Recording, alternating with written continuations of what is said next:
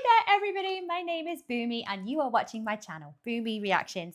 Now today everybody, I would like to watch a foodie video with y'all. So we have Max Miller. I loved watching his other videos. I think he's so informative. And you know, I don't know what his accent is, but he's got a lovely voice that's very relaxing to listen to, I think anyway. So this video comes as a request from one of my Patreons, Cindy. Thank you so much, babes, for requesting this. Thank you so much. So Cindy would like me to watch this video, which has a recipe for a Hoppin' John. I don't think I've ever heard of a Hoppin' John before. So, Cindy, you tell me that this is New Year's related. So this presumably must be a recipe that's quite common to prepare on New Year's in the US. Now, it seems like a strange time of year because for a lot of us, it's not New Year's, but for a lot of different cultures, this time of year is New Year's. So, for example, we have the Hindu culture, which celebrate Diwali. It's not quite Diwali yet; it's almost Diwali time. It's more towards the end of October. Or we have, please correct me on my pronunciation if this is not how you pronunciate it. Rosh Hashanah? Have I said that right? They're going to tell me in this video if I've said it completely wrong, so I will fix that mistake. So let's watch this video. I've done an awful lot of chit-chatting already. Guys, as ever, if you're enjoying these reactions, please like and subscribe to my channel.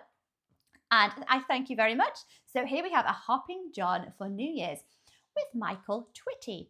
And he is also narrating this alongside Max Miller. Like I said, I do love watching his videos. So let's watch this, shall we?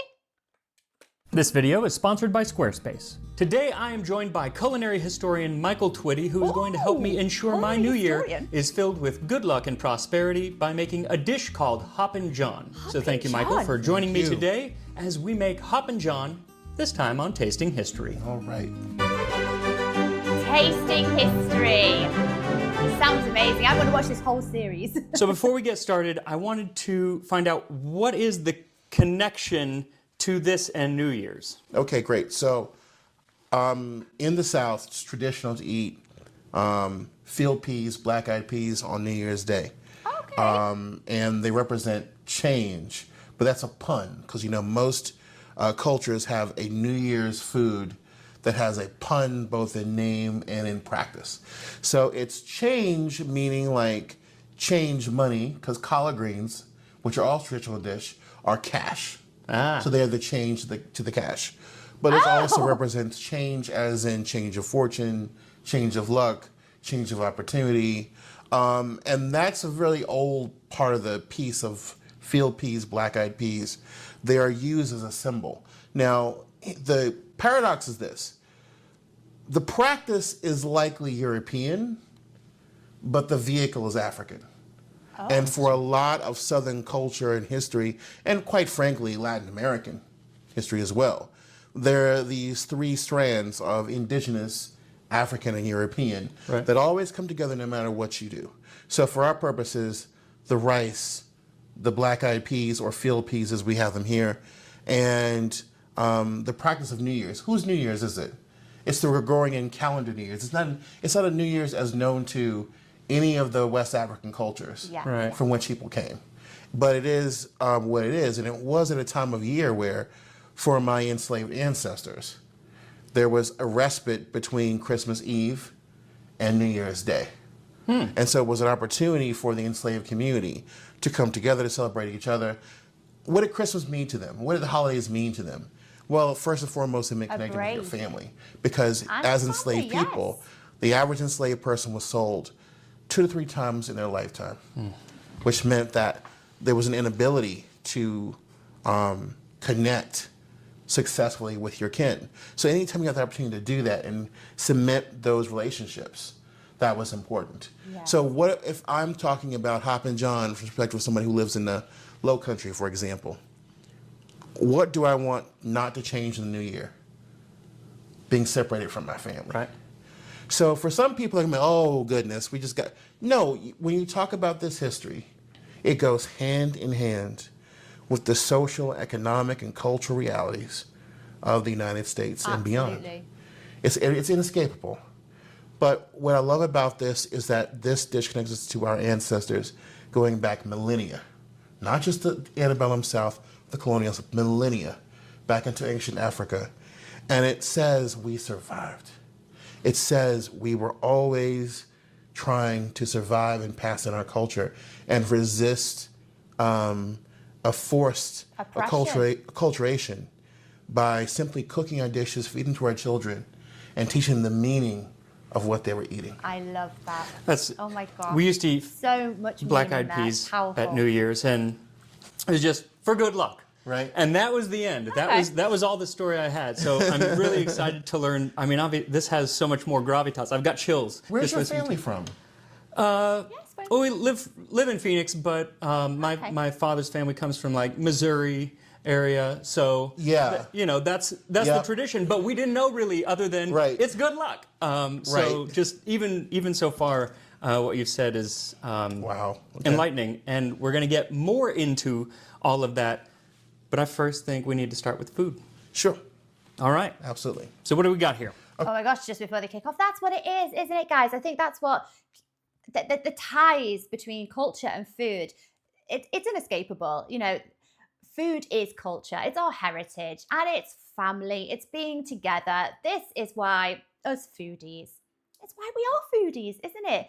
Aside from the gluttony. I don't know about anyone else, but I'm definitely a glutton. So yes, there's so much more. There's heritage there, and that's what it draws people to food, doesn't it, guys? It's a connecting thing, and it's one of the reasons why I just adore anything to do with food, cooking, baking, the history of food, the culture of food. It's amazing. Just want to just want to mention here, I think Michael Twitty is a bit of a Pokemon fan. I've noticed there's a little Pikachu on the bowl here, and then behind him on this cooker. Although, is this his kitchen, or do you reckon it's Max's? So I reckon it's his. I reckon it's Michael's, and he's got a little polywag on the back of his oven there. Love it. Absolutely love it. Had to mention that. Sorry, guys. Okay, so these are red field peas, also known as sapelo field peas, from my garden. There are so many different types of field peas. Now, most people know Hoppin John or rice and peas as black-eyed peas and rice. However, if you are a true Gullah Geechee, the red field peas are the peas that you use. So these aren't from a company. They're not from Camellia, which is where the great source. People want to know where to get a good source of like reddish field peas from that are common on the market. Mm-hmm. Camellia is great. But these are heirloom field peas growing in my garden in Virginia. So this is not all that I have, but they are prolific, and they grow well, and they grow well in hot weather. We had a lot of hot weather this year. All right. So what we need to do is, you can see the chafe. Yes. That means they are real and they are honest. Ah. So we got to clean these bad boys off and make sure that we get all that chafe off of there. We don't want to eat chafe. Nope. Because your system can't digest, neither can mine. So that's the first thing we need to do. Okay. And then we'll soak them to see if they're still alive. You know what I mean by that? They're not duds. The ones that aren't have a little air in them because they had little buggies or whatever will float. Okay. And the ones that are solid will sink. Like and those are the ones we'll cook with. I love that you can see the chafe like in the air when you pour them. Mm-hmm. Oh, natural. But these are from originally from Georgia, but also by way of West Africa. This is just one of the world's oldest crops. So what we need to do is kind of like figure out a way to do this. We might have to go outside, honestly, and do a little tossing in the sieve. Okay. And like get it kind of like let the wind carry the chafe away, like the old days. And we'll figure it out. Then let's do that. All right, cool. So what we're going to do to finish the process is put it in the water, yeah? All right. So the chafe will come off real easy in the water. It'll all come to the top. Yeah. And then you see there are some peas that are floating. That means they're not quite where they should be. So let's get rid of that nonsense. All right. So at this point, we need to actually get some hot water going. Okay, let's just take one of those guys. Yes. And hold it up for the audience. Yep. What is this? That is what we used to call Negro pepper back in the day, which is one of a number of hot red chilies that Africans could not live without. And if you want, at this stage, we can throw in the other herbs that I brought. Just throw them in whole, and we can retrieve them later. So enslaved people. So what herbs have we got here, guys? We've got, I can see rosemary. We've got thyme. I think that's thyme. Yes, we've got thyme, rosemary, and sage. Ooh, a lovely combination. People did, ladies and gentlemen, have sage, rosemary, thyme, parsley, basil. These are very common in the enslaved communities of the Chesapeake, the Low Country, and Louisiana. And also, we need to begin to fry up our meat. So, full disclosure, I have a kosher kitchen at home. Right.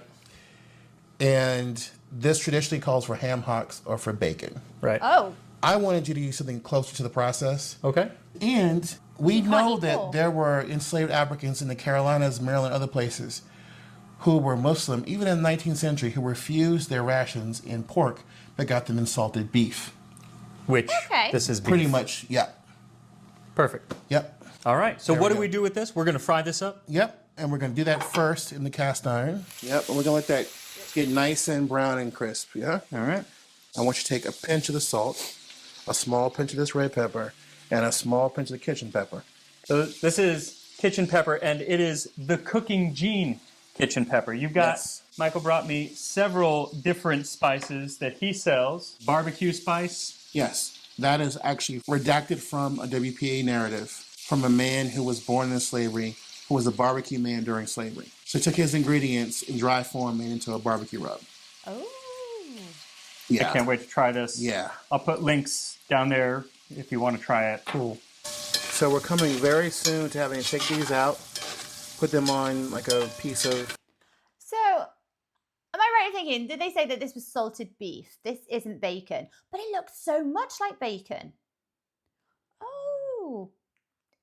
Does it act the same way as bacon? Do you know what I mean? Does it have like the similar kind of fat content and just, is it salt? Obviously it's salted beef. Does it taste quite similar in a way? Different, but kind of similar. Does the similar kind of thing in recipes, maybe? paper towel to catch the grease.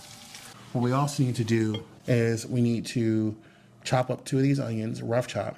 Dump that in there, give it a stir, and then I need the heat. It's a little bit higher. Oh, it says bacon. Fragrant and translucent and infused with the fat of the meat. Okay, and that I think is the smell of that 19th century Southern cooking. Mm-hmm.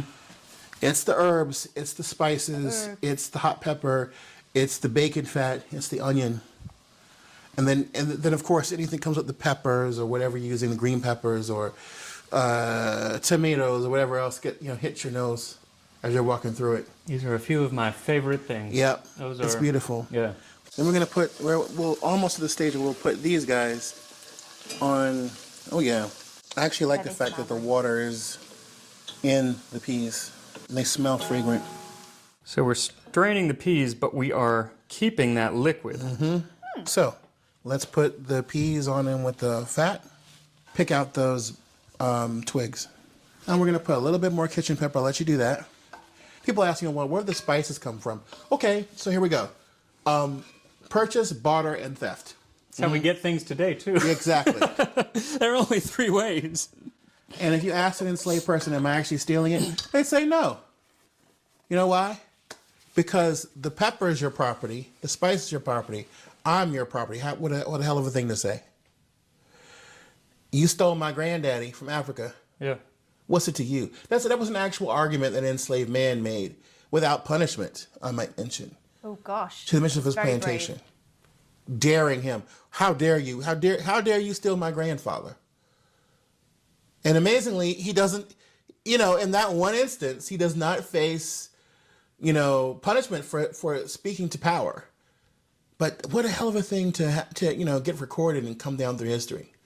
So they were like, I'm not stealing. If I don't have enough to eat, my kids don't have enough to eat, we're not strong enough to work for you. Yeah. And other times, I'll give you a really sad example. One of my ancestors lost her children because they were so hungry, they went and took the eggs from the guinea fowl to eat, and they got caught, and the little daughter was sold off. That's in my own bloodline. And that's why, for me, the cooking gene was so important, because anybody can talk generically about food history. There's another thing when you're talking about the people who you come from. So what we need to do, we're going to need some water to cover those peas. Okay. And give them a soft, gentle boil for another hour. Then we're going to shift to rice in this pot. So we need a measuring cup of like maybe a cup and a quarter Okay. of rice. I always do a little bit more because of the sacrifice. The rice at the bottom of the pot. Oh, so we've got Californian rice. How is this rice? How does it differ from other types of rice? Let me know if you know the answers to that, guys. Let me know in the comments, please. Did you know, like, there's obvious difference between like white rices, brown rices, basmati, jasmine. But what is the difference here between Californian rice? I don't think I've ever actually heard of Californian rice. So while the beans and the rice cook for the next 40, 50 minutes, we're going to learn a little bit about the history of Hoppin' John. I like saying that, So, Hoppin' what do you wanna John. know? Where does it get its name? Yeah. That is a really great question. Some people have said it comes from a Creole expression. Some people, said it's pois pigeon, because pigeon peas are important. I think that's nonsense. It's a fine story, though. It's a nice, but again, a lot of these stories try to attribute these things to the European mind or ear. When this is clearly not a dish that originates anywhere near there. For example, the word John, in Mandinka, the family of languages coming out of the Mali Empire spreading throughout West Africa. That's 21 different languages. John means an enslaved person. The class of the enslaved, because there's a hierarchical society. It's a caste. So interesting that the name John is in there, because John to us just sounds like English John. Yeah. Right? Yeah. But you have to be able to look at these words and terms and stories with 2 to 3 different ears. Yeah. I'm not saying it has to be that, but I'm saying that awareness of it, the languages of the enslaved, is so important. So it's a very confusing. Some even attribute the name to Malay. And I'm just like, that doesn't make any sense. These other origin stories don't gel with who we know came to North America. So when did it become associated with the New Year? Did that happen when this dish was still in Africa, or when it was over here? My best guess is that it's a Celtic belief. Oh, I did not see that coming. And it's not, and there obviously would not have been black-eyed peas in Ireland. Right. But it was a Northern European Celtic belief about eating peas in the New Year. But for Africans, it's like, okay, we have our own version of that. And this pea is so important to Southern culture that during the Civil War, Robert E. Lee himself, great source of things, called the cowpea, the field pea, the black-eyed pea, the savior of the Confederacy. But again, the savior of the Confederacy is the food of the enslaved. Right. So who was the real savior there? Thomas Jefferson's favorite vegetable was crowder peas. Really? Another variety of the field pea. Interesting. So we're talking about, like, again and again and again, fingers are pointing back to this very complex origin story. That, we have recipes for Hoppin' John in The Carolina Housewife. And of course, the ladies of Charleston take great pride, even though it's really the black woman cooking that food. Yeah, it's not for whom this was an issue of pride. Right. When it's mentioned in the Virginia Housewife, is it called Hoppin' John? So not the Carolina Housewife, yes. Oh, the Carolina Housewife. Yes. Okay. But Virginia Housewife, she does have recipes, however, for black-eyed pea cakes, Okay. which are literally her own version of akara. And remember, Mary Randolph lived on a plantation with a lot of women still fresh from Nigeria living and working and cooking around her. And she was the minority on that plantation in Goochland County, Virginia. So, there's a whole alternative, keys to an alternative history that lie within these ingredients and these stories. But again, it's not, I'm not trying to say that, one group prevails. I'm just saying that the group that we often think of as not having a voice has a larger voice than we know. And that these narratives are all twisted and braided together, and they reveal themselves over time to the discerning scholar. Like you. I hope so. Now, do you talk about either of these in either of your books. He has written several books. Yes, I do. The Cooking Gene and Kosher Soul. This was your first book, right? First book, winner of 2 James Beard Awards. Ooh, very nice. Second book, winner of the first Black American award of the National Jewish Book Award in its entire history. And so break down exactly kind of what you cover in these. Right. And then there's also Rice from UNC Press. Hey, UNC Press, I didn't forget about you, Rice. So the Cooking Gene traces my family history from Africa to America, from slavery to freedom. And anybody can just write about food history, culinary history, but what if you put yourself under the microscope? It's more relevant to you. What personally. if you apply those rules of scholarship and distance to your own lineage and see how food shaped your family journey? That's what I do in this book. And so we have this beautiful family tree going back to the 17 and 1600s. That's a lot of work. Wow. That's thousands of dollars. Work. Travel to 8 different African countries. Archives on 3 continents. I wanted this to be my culinary version of Alex Haley's Roots, Yeah. but be solidly based in culinary history. And I wanted to be a blueprint for other people looking for their own family journeys, whether African American or not. A way to do it. It is a beautiful book. And look at that baby face on the cover. All right. That's 10 years ago. It's scary. It's like, He's a dang, that handsome was fella. 10 years ago. Looking good. Please support my work, because you know something, a lot of people say, well, where is this? Where is that example? It's here. We just have to make sure that the voices that are out there get the support that they need. Absolutely. This is hard work. It's also, you've done an excellent job of this. You've made this accessible and fun for a lot of people. And of course, there are a lot of us out here there's 1,000,001 approaches to this. Mm-hmm. But to get them all out there, we have to really just support people and help them tell their story. All that's in the description, and now I think it's about time to try some Hoppin' John, right? Yeah, I'm excited. Finally, I've been waiting all day. So when you put the rice in I'd be starving at with that point in the the black kitchen. eyed peas as they cook, it's going to turn that color, maybe even a little bit darker. So in a little bit more history, in Louisiana, it was called jambalaya congri. So jambalaya with congri. Congri is black eyed peas. Yeah, yeah. So that was the Creole version. But it wasn't hardly any different from this version. The only difference was it may not have contained the same kind of field pea. Whereas, because there were 20, 30, 40 varieties all across the colonial antebellum South. Right. All of which have their ultimate origin in Africa. So that is one thing to keep in mind as we're enjoying this. There were different versions, but that just shows you how much alike the base of the Creole Louisiana cuisine was like the rest of Southern food. Instead of French name. That was about it. Some people are going to be like, nah. I'll be like, yeah.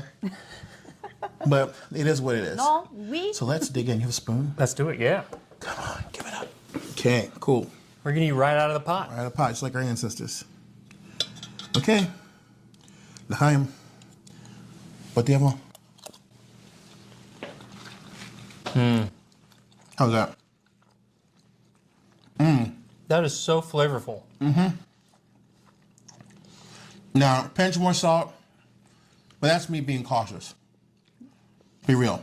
I don't like to over salt, because wait till it's over. Yeah. Then put some more, but You can add a honestly, little bit more if you want, but but honestly, it's really good on its own. yeah, It's not that it's undersalted. It's just that it's not, doesn't have like a certain kind of like pop. I think if you get a piece of the bacon with it, It doesn't. that gives the salt. So piece of bacon with every bite. And they got the herbs and the spices and the onion. And nothing is dominating anything else. It makes it like it's a whole new flavor.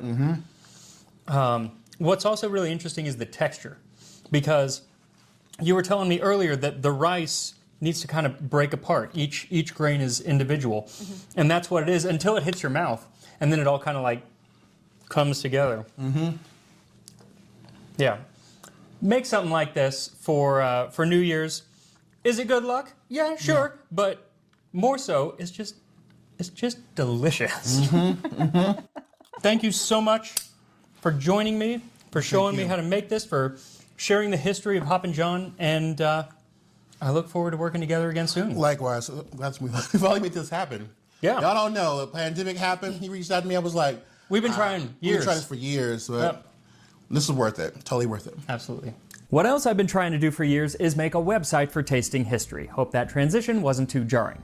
But it's finally here. After nearly a year of transferring recipes from the show to the website, it is finally up. Oh, now, it is still very wow. much a work in progress. There are recipes from early days of the show that I haven't got over there yet. So I'm looking for feedback on the look of it, the usability of it, all that kind of stuff. I just want to make it better. So the website is tastinghistory.com, and I made it with help from today's sponsor, Squarespace. Squarespace makes building a website so easy with their dynamic tools like their drag and drop technology for both desktop and for mobile. And they have lots of templates, so while you can customize it however you like, you also have something to work with right off the bat so you're not staring at a blank website. And if you're selling any products on the site, they make it easy to manage orders, track inventory and sales, and help with pretty much every aspect of bookkeeping. So if you're looking to make a website, then go to squarespace.com for a free trial, and when you are ready to launch, then go to squarespace.com/tastinghistory for 10% off of your first purchase of a website or domain.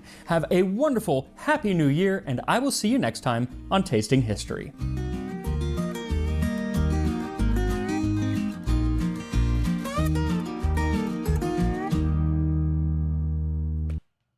Oh, thank you for that, Max. Thank you. And thank you, Michael.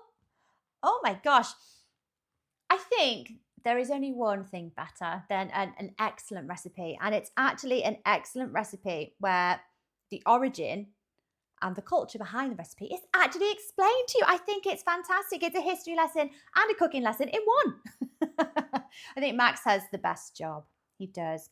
He gets to research, he gets to look back into history, back in time, at these wonderful recipes, and he gets to recreate them with people that really know what they're talking about, like Michael here. That was brilliant. So I've still not tried a Hoppin John. So I think I might have to whip one of these up, although I'm not really sure in the UK, how easy is it to get hold of those peas? What do you think, guys? I'll have to look into that. I'll have a look. But that recipe, it sounds gorgeous, doesn't it? Oh, I bet those herbs seeping into those peas there, I bet they're delicious. Fabulous. I'm still not sure if it's actually bacon or salted beef. Imagine salted beef, or was that just to say, because Michael Jewish? I take it he has a kosher kitchen, he said. So does that mean that they couldn't have cooked the kitchen? Oh, it wasn't his kitchen. I'm so confused. So this kitchen that they were cooking in, did they say that it was Michael's kitchen or is it Max's kitchen? Now with that advert at the end there, we saw a little Pikachu, Christmas themed Pikachu. That makes me think that this was Max's kitchen. And in that case, Max is the Pokemon fan. I'm not sure, guys. I'm sure there's viewers out there that know much more than me. So let me know in the comments. Is it Max that is that Pokemon fan? Awesome, if so. So yes, I need to try this recipe, guys. I'm going to have to look up to see where I can get these beans from, peas even, and give it a go. So yes, I hope you enjoyed watching this video with me, everybody. Take care of yourselves, and I will see you on the next video. Bye-bye for now. Bye.